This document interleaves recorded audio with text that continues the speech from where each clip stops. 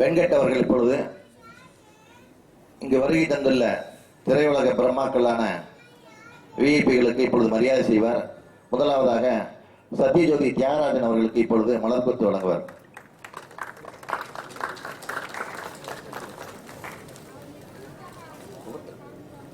இயக்குனர் சேர்ந்து வழங்குவார்.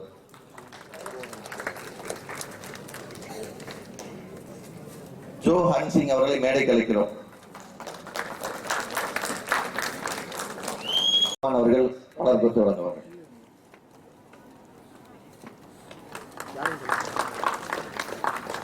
அடுத்தது கில்டு சங்க தலைவர் ஹேம்நாத் பாபுஜி அவர்களுக்கு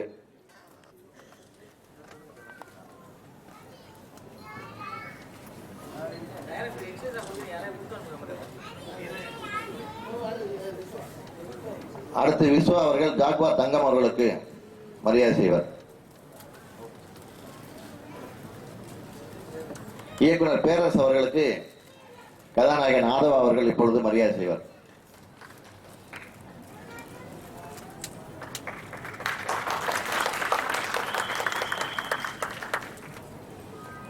கதாநாயகி காமனா அவர்களுக்கு ஜாக்வா தங்கம் அவர்கள் இப்பொழுது மரியாதை செய்வார்.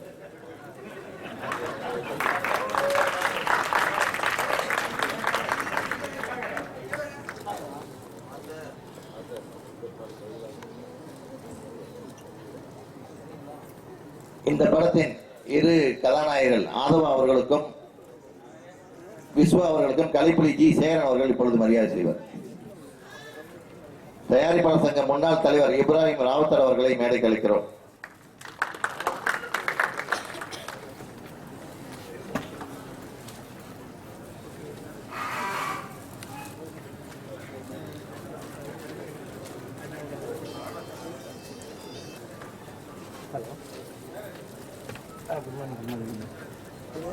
இந்த படத்தின் இயக்குனர் அப்துல் ரஹ்மான் அவர்களுக்கு சத்யஜோதி தியாகராஜன் அவர்கள் மலர்கொத்து வழங்குவார். நல்லறிவு அவர்களுக்கு ஹேம்நாத் பாபுஜி அவர்கள் மரியாதை செய்வார். ரெண்டு பேருக்குமே அவ்வளவு தமிழ் தெரியாது, ஆனா ரெண்டு பேருமே தமிழ் பட கேசட் வெளியிட வந்திருக்காங்க.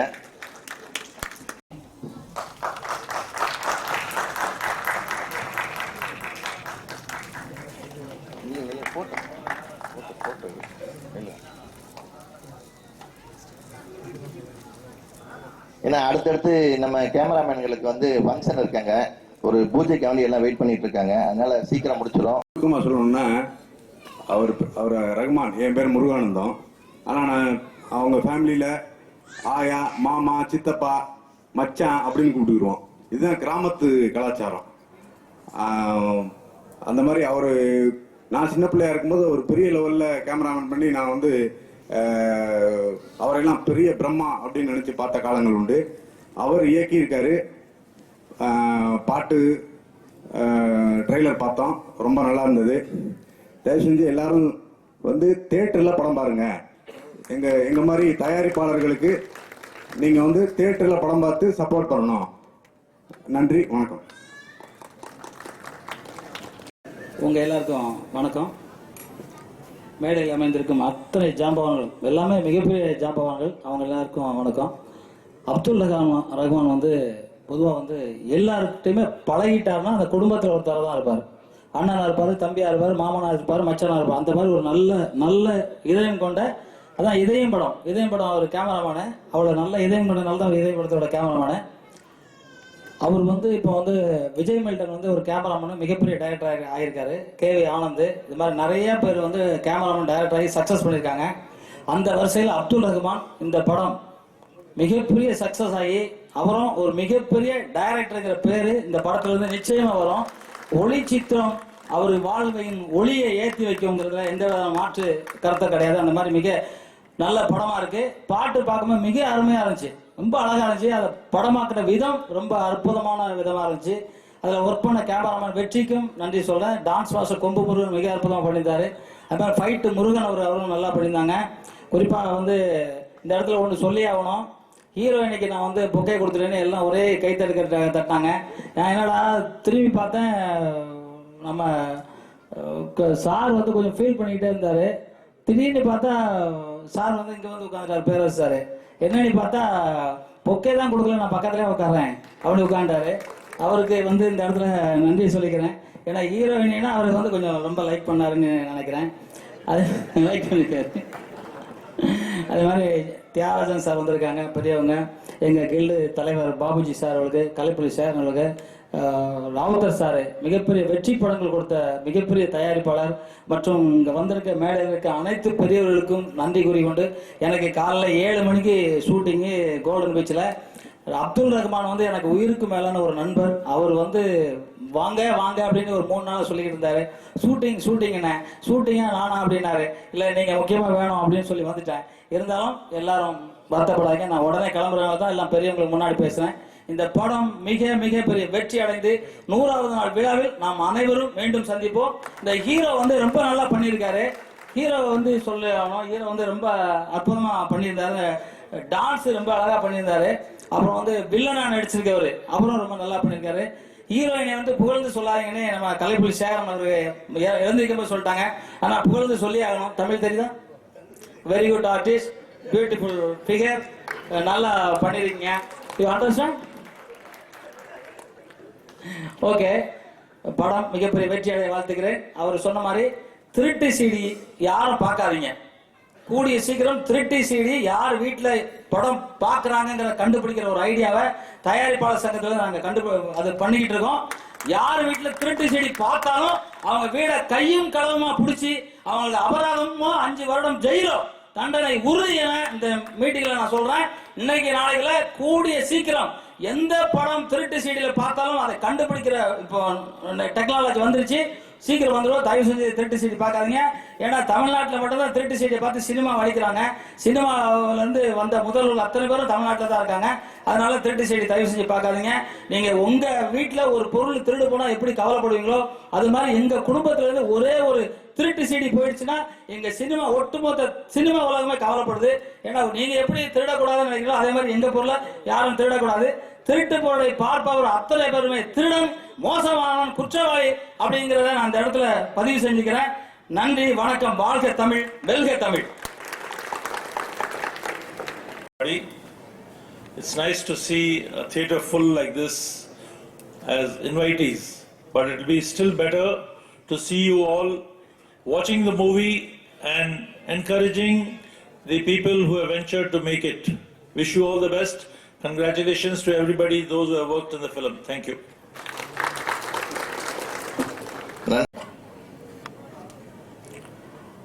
எல்லாருக்கும் வணக்கம். ஒரு முக்கியமான விஷயத்தை நாங்கள் பதிவு செய்யணும். ஜாப் ஒருத்தங்க நம்மளை பழி விட்டு போயிட்டாரு. நான் போய் கீழே போய் உட்காரல, ஹீரோனே என் போது உட்காந்துச்சு. அதனால இதில் எனக்கு அதுக்கு சம்மந்தம் இல்லை. அவரை பள்ளிவிட்டு கிளம்பி போயிட்டார். அவர்கிட்ட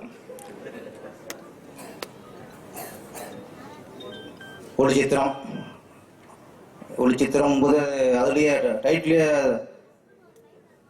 தான் கேமராமேன்கிற நிரூபிச்சிட்டாரு. இந்த படத்தோட இசையமைப்பாளர் சௌந்தரியன் சார், இவ்வளோ நாயகன். இப்போ இந்த காலகட்டத்தில் ஒரு மண் சார்ந்த மண் வாசனை உள்ள ஒரு இசையமைப்பாளர் அவர். இந்த மாதிரி இசையமைப்பாளர்கள் இப்போ ரொம்ப குறைவாக இருக்காங்க. இந்த மாதிரி இசையமைப்பாளர்கள் இன்னும் நிறைய பெருகணும் நம்ம திரையுலகுக்கு. ஏன்னா நம்முடைய பண்பாட்டுக்கும் நாகரிகத்துக்கும் நம்முடைய அந்த நேட்டிவிட்டிக்கும் அப்பாற்பட்டு மியூசிக்கில் போய்கிட்டு இருக்கோம். சௌந்தரியம் மாதிரி ஆளுக்க வெற்றி அடையணும், வெற்றி அடைஞ்சது தான் நம்ம மண்வாசனை உள்ள பாடல்கள் நம்ம கேட்க முடியும். இந்த நச்சுன்னு நடந்துக்கிற சாங் ஐட்டம் சாங் தான். ஆனால் அதுலேயும் ஒரு மெலோடி டியூன் இருந்துச்சு. அதனால தான் ஒரு சின்ன பொண்ணு வந்து ஃபுல் சாங்கையும் ஒரு டியூன் மரமாக பாட முடிஞ்சிச்சு. எந்த சாங்கை ஒரு சின்ன குழந்தையும் திரும்ப பாடுதோ அந்த சாங் தான் ஹிட் சாங்.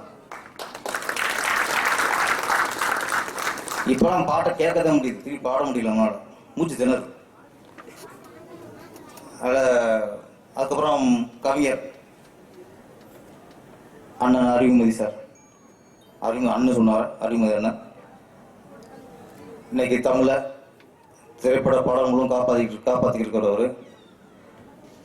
பிடிவாதமாக நான் தமிழில் தான் பாடல் எழுதுவேன் அப்படின்னு அது ஒரு கொள்கையாகவே வச்சிட்ருக்காரு.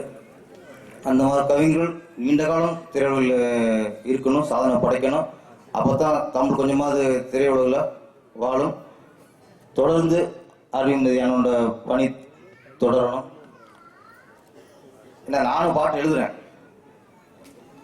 நான் வந்து எனக்கு கவிஞர் சொல்லிக்க மாட்டேன், ஒரு பாடலாசிரியர் தான்.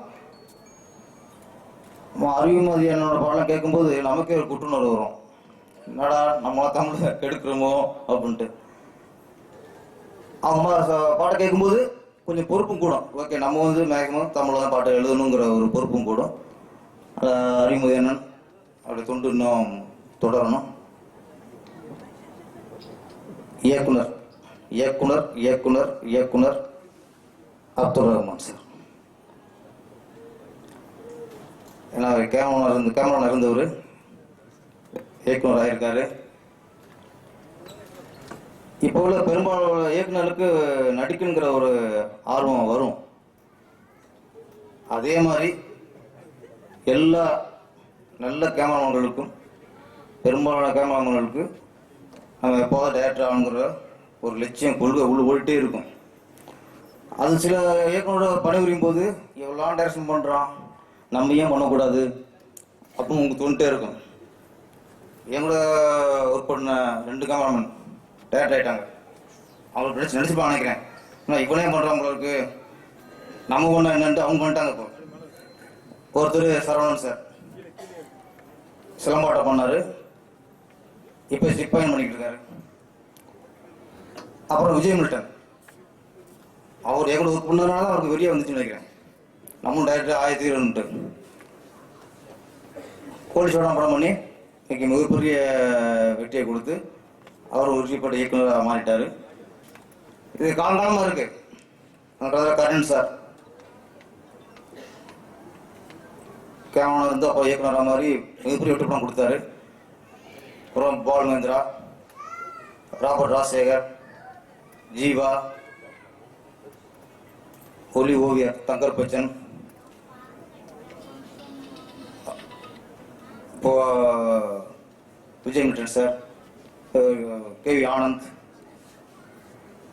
ஒரு லிஸ்ட் வந்துட்டே இருக்கு. அந்த வரிசையில் கேமரா இருந்து இயக்குனராகவும் கண்டிப்பா அப்துல் ரஹ்மான் சார் ஜெயிப்பார், ஜெயிக்கணும். நான் ஒரு சினிமாவில் அவ்வளோ நேசிக்கிறவர், அவ்வளவு சினிமா லவ் பண்ணுறவர். கண்டிப்பாக ஒளிச்சித்திரம் மூலம் அவர் மிகப்பெரிய வெற்றி பட இயக்குனராக விழா வருவார். இந்த படத்தில் நடித்த ஹீரோயின், தொழில்நுட்ப கலைஞர்கள் அனைவரும் வெற்றி பெற என் வாழ்த்துக்கள். நன்றி. நன்றி சார். கடுவெப்பம் ஆளுமை கொள்ளுகின்ற இந்த காலை வேளையிலும் ஒளி வித்தகர், ஒளி சாதனையாளர் அப்துல் ரஹ்மான் அவர்களின் ஒளிச்சித்திரம் திரைப்பட விழாவிற்காக இங்கு திரண்டு வந்திருக்கின்ற திரைப்பட சாதனையாளர்களே, நண்பர்களே, அன்பு தம்பி ஜாவா சொல்லும் போது சொல்லிவிட்டு சென்றார், அண்ணன் கதாநாயகி ஏத்தி பேசிவிடாதே, புகழ்ந்து பேசிவிடாதே என்று சொன்னார். நான் அவரை புகழ்ந்து பேசாதே என்று சொல்லவில்லை, ஏத்தி விடாதே என்று சொன்னேன். ஏன்னா தம்பி ஜாவார் அவர்கள் எப்பொழுது பேசும் பொழுது, ஏன்னா பூஜைகளிலே ஒரு வழக்கமான ஒன்றுதான், அளவுக்கு மீறி ஏற்றி விடுவார். இது எங்கே விடியும் என்றால் அடுத்த பொண்ணு 10 லட்சம் ரூபாய் சம்பளம் இருக்கு. அந்த சம்பளம் இந்த மாபெரும் நடிகர்கள் என்று பேர் வாங்கிட்டு எல்லாம் இப்ப வந்துருக்கிறாங்க. சில நடிகர்கள் ஒரு படம் கிட்ட அசலாயிட்டு இருக்கும். இந்த மீடியேட்டருங்க அந்த படத்தை வாங்காத சிலர் வாங்கியிருக்க மாட்டாங்க. அண்ணே உங்க படம் பிச்சின்னு ஓடுதுன முதல் நாளே 10 லட்சம் வசூல் சொல்லி இப்படி ஏத்தி விட்டுருவாங்க. கடைசியில அந்த படம் ஓடி அசலாகிறதே பெரியதா இருக்கும். அவர்கிட்ட போய் சம்பளம் கேளுங்க, போன படத்துல 10 கோடி கேட்டவர் இந்த படத்துல 15 கோடி கேட்பாரு. இதன் விலை எப்படி இருக்கிறது என்பதற்காகத்தான் அன்பு தம்பிக்கு நான் சொல்லிவிட்டேன், யாரையும் ஏற்றி விடாதே என்று. இது சும்மா எங்களுக்குள்ள தமாசா பேசிக்கிறது. இங்க புகழ்ந்து பேசணும்னா நான் ஒரு ஆளை கண்டிப்பா புகழ்ந்து பேசணும். பேரரசு ஏற்கனவே சொன்னாப்புல என் அன்பு தம்பி அறிவுபதி. ஏனென்றால் இன்று திரையுலகத்திலே பணத்திற்காக பாடல்கள் தான் ஜாஸ்தி. பணம் எனக்கு 1.5 லட்சம் கூட 2 லட்சம் கூட 3 லட்சம் கூட. பேரரசு கூட அவர் படத்தில் அவர்தான் பாடுதே. இப்ப நான் கூட என் படத்தை நானே எழுதிக்கிறேன். ஏன் சொன்னா அவளை பணம் எங்களால கொடுக்க முடியறதில்ல. யோசிய தட்டியும் 10 வாட்டி போட்டு அழிச்சு நாங்க எழுதிக்குவோம். நாங்களெல்லாம் புறவி பாடலாம். ஆனால் எந்த இயக்குனரும் நினைத்தால் ஒரு பாடல் எழுதி கொள்ளலாம். அதற்கான காலதாமதங்கள் ஆகும். கவிஞர் என்பவன் சொல்ல டியூனை சொல்ல எழுதி கொண்டே இருக்க வேண்டும். அவன் தான் கவிஞர். அதுவும் புதுவித கருத்துக்களை சொல்லிக் கொண்டிருக்க வேண்டும். அப்படிப்பட்ட வழியிலே வந்தவன் அறிவுமதி. அதுவும் பணத்துக்காக எழுதுவதில்லை. பணம் அவர் செக்ரட்டரி தான். அவர் ஒரு போராளி. சிலர் போராளி மாதிரி நடிப்பாங்க, சொல்லுவாங்க, பேசுவாங்க. ஆனா பின்புறம் போராளியே இருக்க மாட்டாங்க. இங்க எத்தனையோ பேர் தலைவர்லாம் வந்திருக்காங்க, அது இதுன்னு பேசுவாங்க. அப்படி செய்யறாங்க, இப்படி செய்யறவங்க. அங்க போனா அவங்கள பார்க்கவே முடியாது. எவன் ஒருத்தன் பார்க்கிறானோ, எவன் ஒருத்தன் சங்கநிலை தலைவராக இருந்து செல்ல ஓப்பன் பண்ணிட்டு இருக்கான், அவன் தான் போராளி. நீ வரேன்னு சொல்லிட்டு உங்களை பாரு, நாளை மீட் பண்ண சொல்லிட்டு உங்களுக்கு அதை செய்யற, இதை செய்யற, ஆணை செய்யற, பூனை சொல்லி விட்டு ஒண்ணுமே செய்ய மாட்டாங்க. அவங்களாம் போராளி இல்லை. அந்த வழியில ஜூனியர் மேடல்ல தம்பி ஒரு தமிழுக்காக மாபெரும் பணியை செய்து கொண்டிருக்கின்றார். வாரம் இருமுறை வருகின்ற அந்த பத்திரிகை நான் படிக்கிறேன். அற்புதமான பணி, அது அருமையான பணி, எல்லாருக்கும் புரியுற மாதிரி ஒரு பணி. ஆக அவர் ஒரு போராளி. அவரை நம்ம போடுவது மட்டும் ரொம்ப ஏற்றியும் விடலாம். ஏன்னா தன்னை குறுக்கி தன் அன்னை தமிழுக்காக ஒரு பணியை செய்து கொண்டிருக்கிறார். நான் அறிவுரை பேசி ரொம்ப நாள் ஆச்சு, நான் பார்க்கல, ரொம்ப நாள் ஆச்சு பார்க்கல. ஆனால் இது என் உள்ள கிழக்கையில இருந்து நான் சொல்றேன். ஏன்னா ஒரு மனிதனுக்கு புகழ் ஒரு சமயம் போய் சேர வேண்டும். போராளிகளுக்கு அதுதான் வாழ்க்கை. போராளிய வாழ்க்கை ரொம்ப கஷ்டமா இருக்கும். தருதுங்க. அவர் எப்படிப்பட்ட மனிதர், எப்படிப்பட்ட போராளி. செக்கு எடுத்தாரு, அவர் சொத்தெல்லாம் இறந்தாரு. ஆனால் அவர் கடைசியில் அவர் இறக்கும் பொழுது 12 பேர் தான் அவருக்கு பாடி கொடுக்க போனாங்க. ஆனா போராளிகள் வாழ்க்கை அப்படித்தான் இருக்கும். அது மாதிரி தான் அந்த சங்கங்கள போராளிகள் தலைவராக வர வேண்டும். அது இல்லாதனாலதான் நம்ம கொடுமையா இருக்குது. இங்க இப்ராஹிம் ராவுத்தர் உட்கார்ந்துருக்கிறாரு, தியாகராஜன் உட்கார்ந்துருக்கிறாரு. இதுக்கு முன்னாடி இந்த சங்கங்கள்லாம் நல்லா தான் நடந்துகிட்டு இருந்துச்சு. முரளிதரன் இருந்தாரு, ராமநாதன் இருந்தாரு, அவங்க நல்லா பண்ணிட்டு இருந்தாங்க. என்ன உதாரணம் சொல்றேன், இந்த கோச்சடையார், இந்த இப்ராஹிம் ராவுத்தர் இருந்தாலோ, தியாகராஜன் இருந்தாலோ, முரளிதரன் இருந்தாலோ, ராமநாதன் இருந்தாலோ அந்த பிரச்சனை தீர்க்கப்பட்டு இருக்கும். எந்த தலைவரும் தகுதியுள்ளவனாக, போராளியாக, கை நீட்டி சொல்லக்கூடிய, சுட்டி காட்டக்கூடிய தலைமை உள்ளவனாக இருக்க வேண்டும். ஆனா நீங்க தான் இங்க உட்கார்ந்து இருக்கிறீங்க, நீங்க எல்லா தயாரிப்பாளர் இருக்கிறீங்க. என்ன நடக்குது உங்களுக்கு எல்லாரும் நான் சொல்லி தெரியல, அவசியம் இல்லை. ஆனா நான் சொல்லணும், இடிப்பாறை இல்ல ஏமாறா மன்னன் கெடுவான் இல்லாமல் கெடும். கெடுவான் என்பதான் சொல்லி காட்டலன்னா அது தப்பு. எவ்வளவு பாருங்க, நான் ராவுத்தர் பேசிக்கிறேன், தியாகராஜன் பேசுறாரு. எங்களுக்குள்ள எவ்வளவு கஷ்டம். ஒரு தாய் சங்கம் தான். நாங்க சங்கம் ஆரம்பிச்சிருக்காங்க, நான் கூட சங்கம் டிஜிட்டல் சூழ்ச்சி ஆரம்பிச்சிருக்கிறேன். நான் முதல் போறேன், நான் படம் எடுப்பேன். நாங்க 10 லட்சத்தில் எடுப்போம், 20 லட்சத்தில் எடுப்போம், 50 லட்சத்தில் எடுப்போம். இன்னைக்கு நிலைமை தெரியும் உங்களுக்கு. இன்னைக்கு இவரு ஒளிச்சித்திரான டைட்டில் வச்சிருக்காரு. சிலர் என்னமோ ஏதோ அப்படின்னு ஒரு டைட்டில், என்னவோ நடக்குதுன்னு ஒரு டைட்டில், ஒண்ணுமே புரியலன்னு ஒரு டைட்டில். இது யார சொல்றாங்கன்னு தெரியல. ஆனால் உண்மையிலே இந்த சினிமா திரையுலகத்தான் இந்த நோக்கி இந்த தலைப்புகள் வந்து கொண்டிருக்கின்றன. என்னவோ நடக்குது, யாருக்குமே புரியல. படம் ரிலீஸ் பண்ண முடியல, ஒண்ணுமே புரியல. போட்டா ஷேர் வருதுல, என்னவோ நடக்குது. இந்த சங்கத்துல விதிகள் இருக்குது, சட்டங்கள் இருக்குது. தான் நினைத்தபடி எதையும் செய்யக்கூடாது இந்த சங்கத்துல. அது தியாகராஜனுக்கு தெரியும், ராவுத்தருக்கு தெரியும், ஹேமநாத் பாபு உட்கார்ந்துருக்காரு. அவரெல்லாம் விதிகளை தலைகீழப்பட்ட. நானும் 12 வருஷம் விநியோக சங்கத்தில் இருந்திருக்கேன். எங்க விநியோகத்தில் இப்ப இருக்க அனுமதிக்கு தெரியும். நாங்களால் அந்த சட்டத்தை மீற மாட்டோம். ஒரு சட்டத்தில் எது செய்தால் செயற்கூறில் பேசப்பட வேண்டும். பெரிய அஜெண்டாக்கள், பெரிய தீர்மானங்கள் என்றால் அது பொதுக்குழுவில் சொல்லப்பட வேண்டும், பொதுக்குழுவில் பெர்மிஷன் வாங்கப்பட வேண்டும். அது இல்லாட்டி அதே மாதிரி ஒவ்வொரு வருஷமும் செப்டம்பருக்குள்ள பொதுக்குழு கூடணும். அது ரிஜிஸ்டார் சொசைட்டிக்கு தெரிவிக்கணும். அதே மாதிரி ஒவ்வொரு வருஷம் 10 லட்சத்துக்கு வருமானம் மேலே உள்ள சங்கங்கள் இன்கம் டாக்ஸ் ஒரு மாசமும் ஆடிட்டர் பண்ணி செக் பண்ணி கொடுக்குறாங்க. அது மெம்பர்கள் அனுப்பணும். இது சட்டம். ஆனால் இவைகள் எல்லாம் இன்று நான் என்ன சொல்றது, எல்லாரும் இருக்கிறாங்க, எல்லாரும் தெரியும், நம்ம மனசு பிரயோஜனம் இல்ல. ஆனால் நான் சொல்ற மக்களே, நீங்கள் அமர்ந்திருக்கிறீர்கள், கவனத்தில் கொள்ளுங்கள். உங்கள் தொழில் நல்லா இருக்க வேண்டுமானால், உங்கள் ஒளிச்சித்திரம் நன்றாக ஓட வேண்டும் என்றால் நமக்கு உரிமை வேண்டும், நமக்கு சுதந்திரம் வேண்டும். நம்மை நல்லா ஆளுமை செய்து ஆளக்கூடிய, தவறுகளை சுட்டி காட்டக்கூடிய தலைவர் வேண்டும், சரியான பாதையை விட்டு காட்டக்கூடிய தலைவர் வேண்டும், முன் பாதையிலே முட்களை தன் பாதத்தில் ஏற்றி கொண்டு வெளிநடத்தக்கூடிய தலைவர் வேண்டும் என்று சொல்லி இந்த ஒளிச்சித்திரம் மாபெரும் வெற்றியை பெற்று தொழிலாளர் தொழில்நுட்ப கலைஞர்கள் முக்கியமாக எல்லோருக்கும் என் காலை வணக்கம். தம்பி அப்துல் ரஹ்மானை பற்றி எல்லாரும் சொன்னாங்க. எனக்கு தெரிஞ்சதை சிலவற்றை சொல்லணும்னு விரும்புகிறேன். அதாவது கேமராவை பற்றி தெரியாத காலங்களிலேயே மிகச்சிறந்த ஒளிப்பாளர்னு பேர் பெற்றவர் ரஹ்மான் தம்பி. கடினமான உழைப்பாளி, நல்ல கற்பனவாதி. பட் அவர் திருப்பி வந்து இந்த துறையில், டைரக்ஷன் துறையில் வந்திருக்காங்க. ஒளிச்சித்திரம் அருமையான தலைப்பு, மிகப்பெரிய வெற்றி அடையும் இந்த படம். எல்லாம் இறைவனால மிகப்பெரிய வெற்றி அடையணும் நான் வேண்டிக்கிறேன். நன்றி, வணக்கம். நேரம் கருதி ஆண் தாயாக என்னை கவிதை உலகில் வாணியம்பாடிக்கு அழைத்து இஸ்லாமிய கல்லூரியிலே பணியாற்றி கொண்டே தன்னுடைய இரவுகளால் என்னை விடிய வைத்தவர் கவிக்கோ அப்துல் ரஹ்மான்.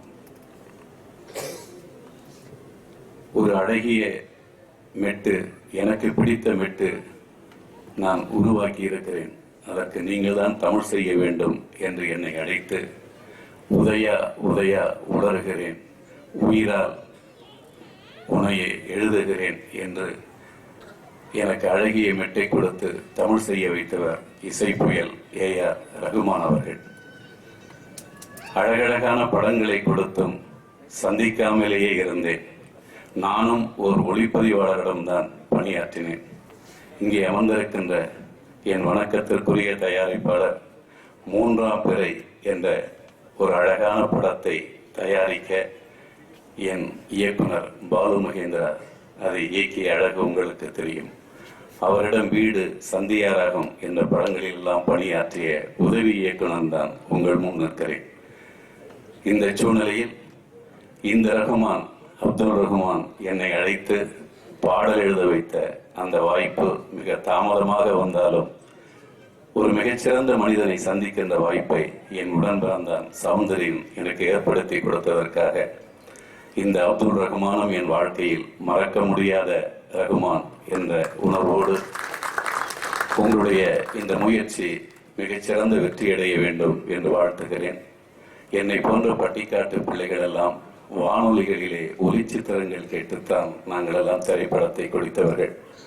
ஆனால் இன்றைக்கு ஒளிச்சித்திரம் என்ற படத்தில் நான் பாடல் எழுதுகிறேன் என்றால் இது நான் எழுதவில்லை, என் பட்டிக்காட்டில் நடவு நட்டு கொண்டிருந்த என் தாய்களின் வழியாக நான் எழுதி கொண்டிருக்கிறேன் என்பதை இங்கே பதிவு செய்கிறேன். அதை போலவே சௌந்தரியன் என்கின்ற அந்த மனிதனை நான் சொல்லியாக வேண்டும். மிகச்சிறந்த இனிய பாடல்களை உலக தமிழர்களுக்கு அள்ளி கொடுத்த ஒரு மருத நிலத்து நடவு நட்ட தாயின் பிள்ளைதான் சௌந்தரியன். அவருடைய இசை பாடல்களை அள்ளி குடித்த நான் அவருடைய பண்பாட்டை, மனித வளத்தை, உயிர் நேயத்தை கடந்த ஆண்டு அவருடைய தம்பி இறந்து விட்டார். அதற்கான படத்திறப்பிற்கு தன்னுடைய பிறந்த மண்ணுக்கு, தொட்டில் ஊருக்கு என்னை அழைத்தார். நான் சென்றிருந்தேன். எல்லோரும் படத்திறப்பு என்றால் தம்பியை மட்டும்தானே பேசிக் கொண்டிருப்பார்கள். ஆனால் இந்த சௌந்தரியன் என்ற என் உயிருக்கு நீ அந்த உடன் பிறந்தார். அங்கே ஒரு மருத்துவரை அழைத்திருந்தார், என்னையும் அழைத்திருந்தார். இங்கே என் தம்பியை பற்றி உங்களுக்கு தெரியாது, ஆனால் ஒரு தவறான புகை அந்த சூழலில் புற்றுநோயில் இறந்து விட்டான் என் தம்பி. எனவே மருத்துவர் அவர்களே, இந்த ஊரில் உள்ள அனைத்து தம்பிகளும் என் தம்பிகள் தான். அவர்கள் இத்தகைய தவறை செய்யக்கூடாது என்பதற்கான மருத்துவ குறிப்புகளை நீங்கள் பேசுங்கள் என்று அந்த மருத்துவரை பேச வைத்து மிச்சப்பட்ட தன்னுடைய ஊரில் இருக்கிற தம்பிகளை பாதுகாக்க வேண்டும் என்று நினைக்கின்ற ஒரு சமூக பண்பாட்டாளன் தான் இந்த திரைப்படத்தின் இசையமைப்பாளர் என்பதை நீங்கள் உணர்ந்து கொள்ளுங்கள். அவருக்கும் என்னுடைய இனிய வாழ்த்துக்கள். மிக அழகாக அந்த பாடல்கள் வந்திருக்கின்றன. குறிப்பாக என்னுடைய அபிபுல்லா சாலையிலே வளர்ந்த முத்துக்குமாரின் வரிசையில், கபிலனின் வரிசையில், யுகபாரதியின் வரிசையில் நல்லறிவு என்ற என் தம்பியும் நச்சென்று ஒரு பாடல் எழுதியிருக்கிறான். இன்னும் நல்ல நல்ல பாடல்களை அவன் எழுத வேண்டும் என்று வாழ்த்துகிறேன். இங்கே ஜாக்குவார் தங்கம் ஒரு வார்த்தையை சொன்னார் கடைசியாக, வெல்க தமிழ். அப்புறம் என்ன சொன்னார்? வாழ்க தமிழ், வெல்க தமிழ் என்றார். இங்கே அந்த தங்கம் சொல்லிவிட்டு போனது, என்னை வெளிச்சப்படுத்தியது கலைப்புலி நிறுவனம்தான். அந்த சிறைச்சாலை தான் என்னை இசைஞானியினுடைய அனைத்து மெட்டுக்களாலும் செம்பூவை செம்பூவை என்றும், சுட்டும் சுடர்விழி பார்வையிலே தூண்டிலிடும் தேவி, கத்தும் கடலலை தாண்டி வந்தும் தீண்டுது உன் ஆவி, ஆலோலங்களி தோப்பிலே என்று அந்த கலைப்புலி நிறுவனம் தான் என்னை வெளிச்சத்திற்கு கொண்டு வந்தது. அவர்கள் இங்கே தாய்மையோடு வாழ்த்தியதற்கும் நான் நன்றி சொல்லுகிறேன்.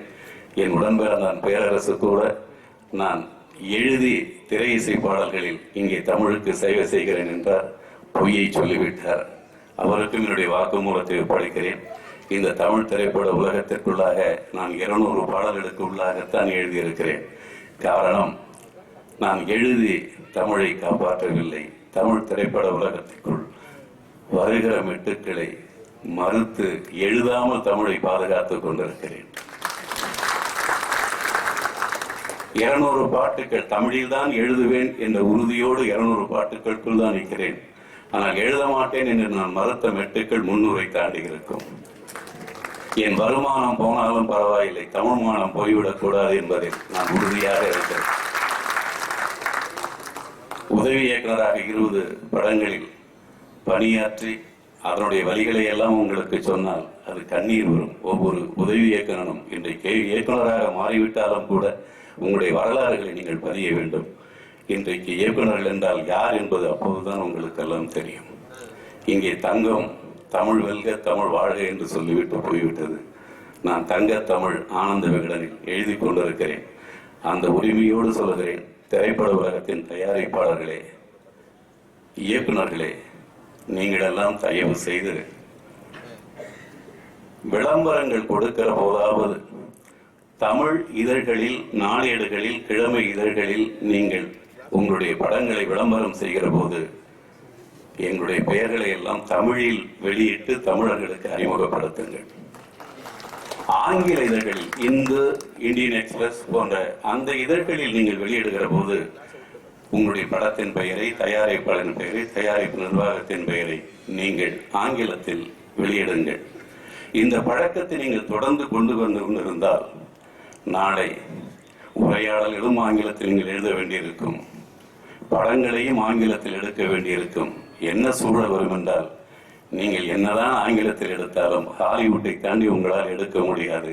அப்புறம் இந்த வட்டார திரைப்படங்கள் எல்லாம் அழிந்து விட்டால் அமெரிக்க நிறுவனம் தான் இங்கே படங்கள் எடுத்து நமக்கு வெளியிட்டுக் கொண்டிருக்குமே தவிர, நீங்கள் எல்லாம் தயாரிப்பாளர்களாக இருக்கவும், இயக்குநர்களாக இருக்கவும், உரையாடல் ஆசிரியர்களாக இருக்கவும், நாங்கள் எல்லாம் பாடலாசிரியர்களாக இருக்கவும் வாய்ப்பு இல்லாமல் போய்விடும்.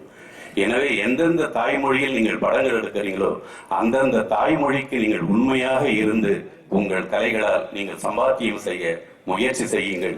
இல்லை என்றால் நாம் எல்லாம் அம்மாவை கொள்பவர்களுக்கு சமமானவர்கள் என்பதை திரைப்பட துறையில் இருப்பவர்கள் மறந்து விடாதீர்கள்.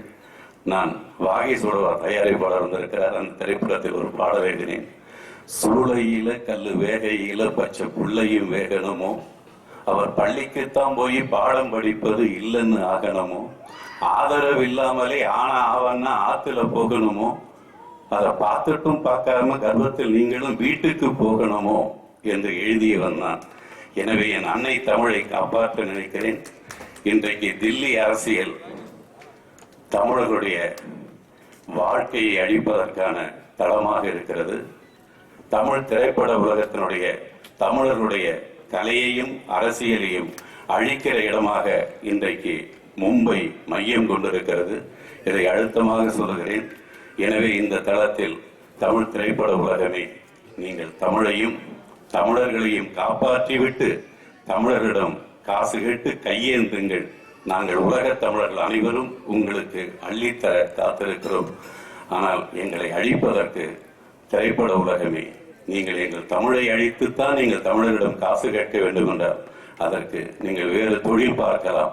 இந்த கலை என்கின்ற என்னுடைய மக்களுடைய நடவு நட்ட களை எடுத்த ஒப்பாரி வைத்த என் தம்பி பேரரசு சொன்னது போல அவருடைய கலைகளின் அந்த வடிவம்தான், மாற்று வடிவம்தான் இந்த திரைப்பட உலகம். எனவே அந்த தளத்தில் நீங்கள் முனைப்பாக உங்களுடைய உழைப்பை கொடுத்திருந்தால் நாங்கள் முள்ளிவாய்க்காலில் 1.5 லட்சம் மக்களை நாங்கள் இழந்திருக்க, எங்கள் தொப்புள் கூடிய உறவுகள் தமிழர்களை இழந்திருக்க வாய்ப்பில்லாமல் போயிருந்திருக்கும். எனவே கலைகளை எந்த மொழியில் நீங்கள் அந்த கலைகளுக்காக நீங்கள் உங்கள் மூலதனத்தை இறக்குகிறீர்களோ அந்த மக்களுக்கு, அந்த மொழிக்கு உண்மையாக இருங்கள். அம்மா காப்பாற்றுவாள். நன்றி, வணக்கம். சுருக்கமாக முடிக்க வேண்டுமோ? இந்த ஒளிச்சித்திரம் பாடல் வெளியிட்ட விழாவிற்கு வருகை தந்திருக்கும் பத்திரிகையாளர்களே, தொலைக்காட்சி நண்பர்களே, மேடையை அலங்கரிக்கும் சிறப்பு வாய்ந்த தயாரிப்பாளர்களே, எஸ்பெஷலி சிறப்பாக சொல்வதென்றால் பேரரசு அவர்களே, ஹீரோயின் அவர்களே, இளையோர்களே, அழகாக பேசிக்கொண்டு இடையில் நம்மை எல்லாம் சிரிக்க வைக்கும் விஜயமுருகன் அவர்களே, உங்கள் அனைவருக்கும் என் இனிதான வணக்கத்தினை தெரிவித்துக் கொள்கிறேன். இன்றைய சினிமாவில் நிறைய கவிஞர்கள் இருக்கின்றார்கள், நிறைய பாடலாசிரியர்கள் இருக்கின்றார்கள். அவர்களுக்கெல்லாம் ஒரு அண்ணன் என்றால் அவர்களெல்லாம் உச்சரிக்கும் தன் கூட பிறந்த அண்ணனையும் தாண்டி நேசிக்கும் ஒரு அண்ணன் என்றால் இந்த துறையுலகில் யார் என்று கேட்டால் அண்ணன், நானும் நேசிக்கக்கூடிய அண்ணன் அறிவுமதி அவர்களைத்தான் சொல்லுவார்கள். அறிவுமதி அண்ணன் அவர்கள் பேசும்பொழுது புற்றுநோயில் இறந்த என் தம்பியை பற்றி பேசினார்கள்.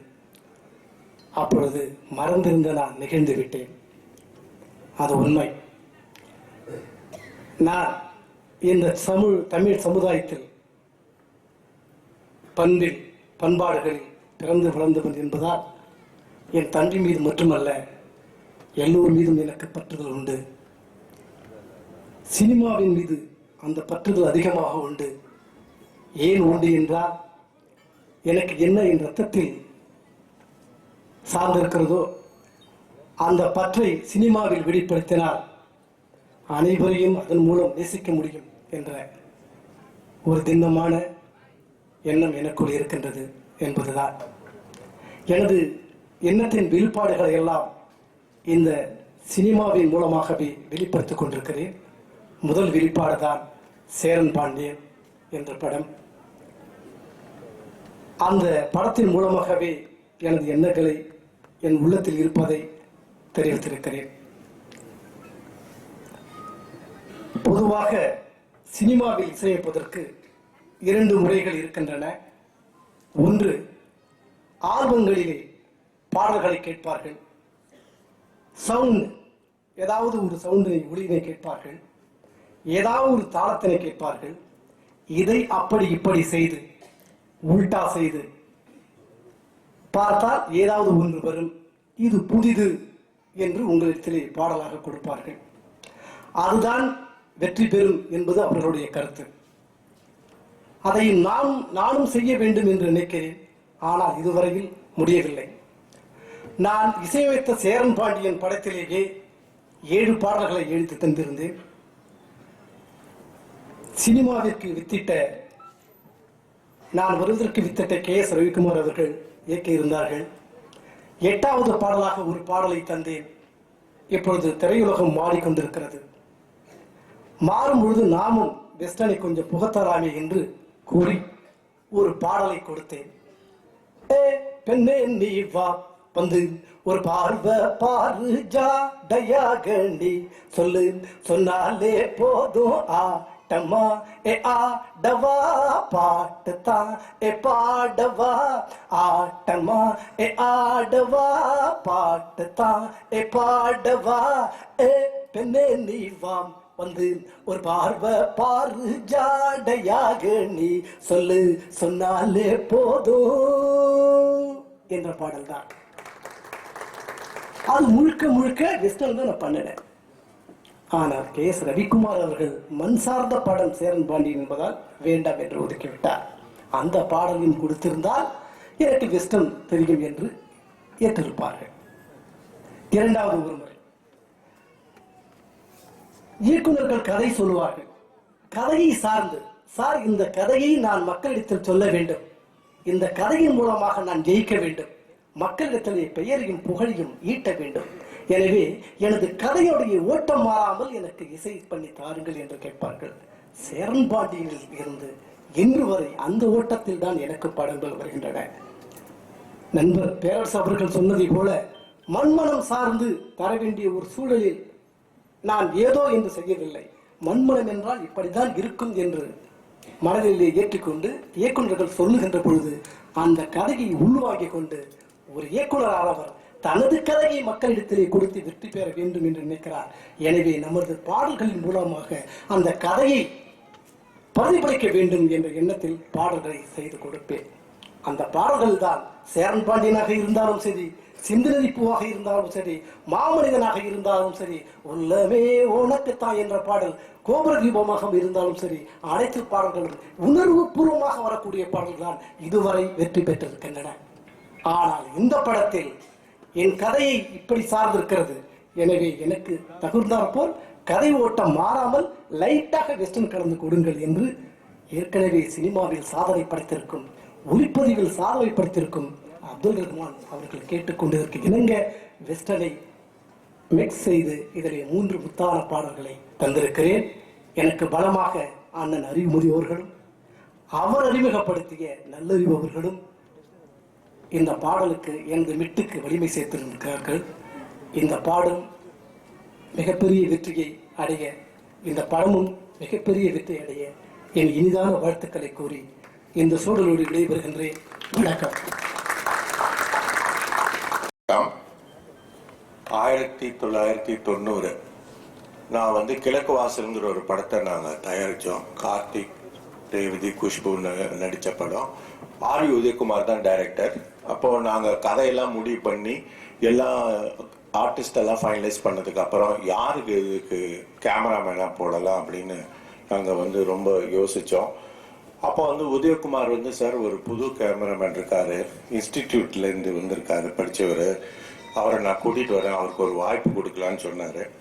அப்போ வந்து ஸ்டுடியோவில், பிரசாத் ஸ்டுடியோவில் வந்து இவர் அப்துல் ரஹ்மானை வந்து கூட்டிகிட்டு வந்து இன்ட்ரடியூஸ் பண்ணி விட்டார்.